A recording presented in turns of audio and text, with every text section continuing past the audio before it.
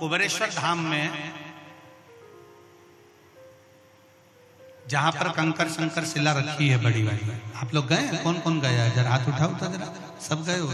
तो जहां बड़ी वाली शिला रखी है, कंकर शंकर जो शिला रखी है, केदार शिला जो रखी है, उस बड़ी शिला का बिल्कुल नजदीक का जो हिस्सा है, शिला जहां रखी है उसका बिल्कुल 4 कदम दूरी पर ही एक कुआं है। अब तो उस कुएं पर छत डाल दी गई है और कुएं को छत डालकर बंद कर दिया गया, पर पूरे कुबेरेश्वर धाम में जो पानी आप पीते हो, जो पानी का प्रयोग करते हो, जो पानी आप यूज करते हो, वो उसी कुएं का, उसी कुएं का। अब उस पर छत डाल दिया। तो कई लोग कहते हैं कि कुबेरेश्वर धाम में हम जाते हैं और बाबा को प्रार्थना करते हैं तो बाबा हमारी बातों को इतनी जल्दी स्वीकार क्यों करता है?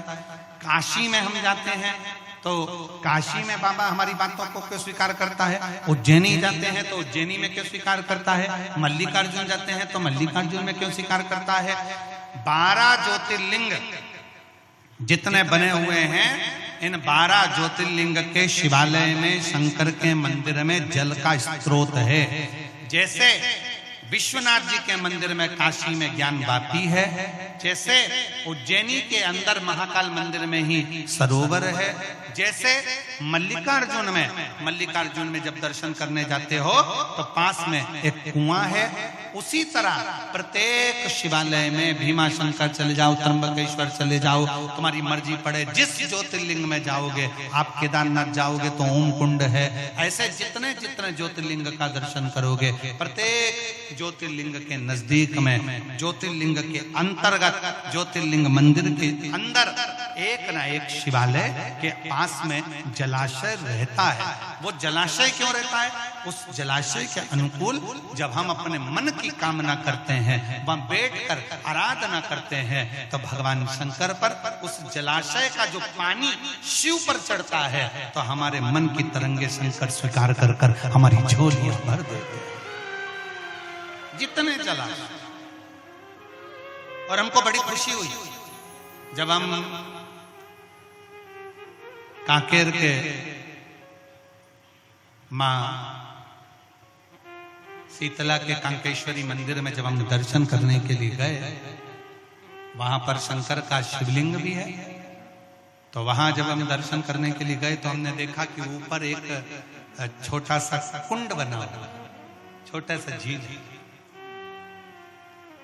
और हमारे जैन साहब कह रहे थे कि वो एक नहीं 2 है,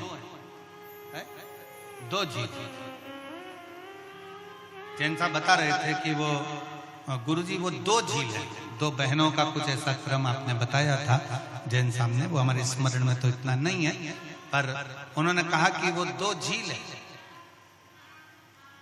शिव महापुराण की कथा कहती है जिस देवालय में, शिवालय में, जिस स्थान पर भगवान के नजदीक में जो कुंड होता है, कुआं होता है, बावड़ी होती है, तालाब होता है, सरोवर होता है, वो हमारे मनोकामनाओं को पूर्ण करने वाला होता है, वो हमारी कामनाओं को पूर्ण करने वाला। तो शिव पुराण कहती है, भगवान शंकर का संवाद करा कि पहला स्थान चौखट, दूसरा स्थान नंदीहाल, तीसरा स्थान शिवजी के मंदिर के पास में, नजदीक में, या मंदिर के अंदर कुआं, बावड़ी, तालाब शिवा के नजदीक में हो, शिवालय के नजदीक।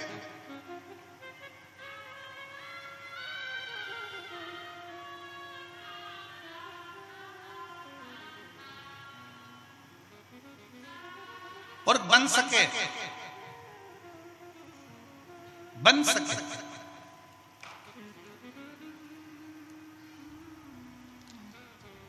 वैसे तो कांकेर वाले बड़े किस्मत वाले हैं जिनके पास में 5 नदियां कांकेर में बह रही हैं, 5 बह रही हैं। दूध नदी, महानदी,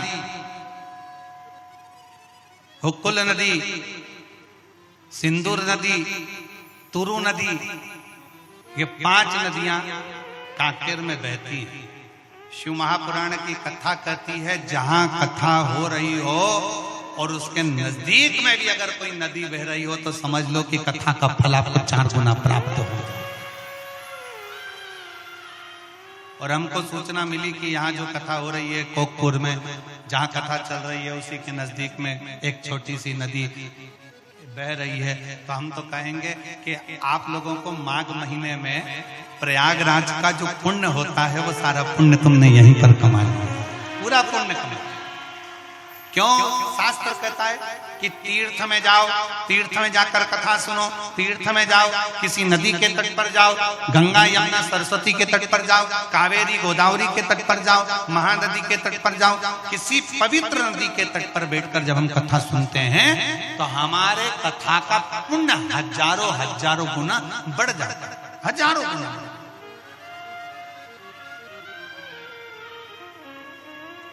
कई लोग,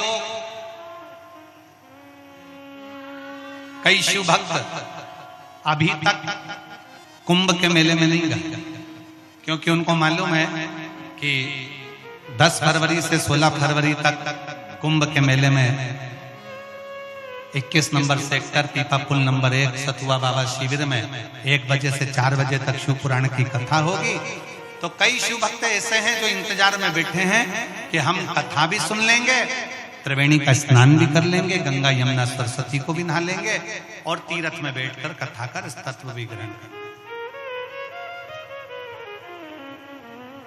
कई लोगों के मन में, पर मेरे भोलेनाथ ने इतनी कृपा कर दी, इतनी दया कर दी। मैं यजमान परिवार देव कुमार जी जैन जी को बहुत बहुत धन्यवाद देता हूं। मैं श्री हरक राम जैन जी को बहुत बहुत धन्यवाद देता हूं कि जो शिव भक्त प्रयाग तक नहीं जा सकते थे उनके लिए आपने शंकर की कथा को लाकर पूरा प्रयाग यहां बसा, उसके लिए साथ।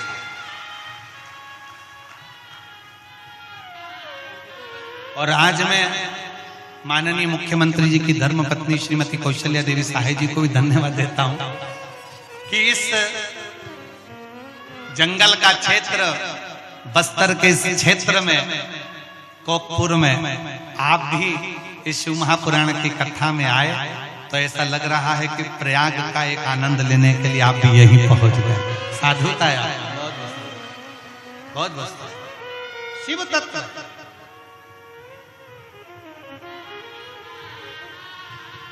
और कांकेर वासियों, बाबा ने ये मौका दिया है ना, इसको छोड़ना नहीं है, दिल से सुनो। 5 स्थान, पहला चौखट, दूसरा नंदीहाल, तीसरा जलाशय, चौथा जम के वृक्ष पेड़, मंदिर के अंदर, शिवालय के नजदीक में, शंकर के मंदिर के नजदीक में पीपल का वृक्ष हो, बड़ का वृक्ष हो, शमी का वृक्ष हो, बेलपत्र का वृक्ष हो, आंवले का वृक्ष हो, कोई भी वृक्ष शंकर के शिवलिंग के पास में, शिवालय के पास में, मंदिर के पास में है तो वो शंकर का वो वृक्ष भी, उसके नीचे बैठकर करा गया भजन भी हमें फल प्रदान कर, हमें फल प्रदान।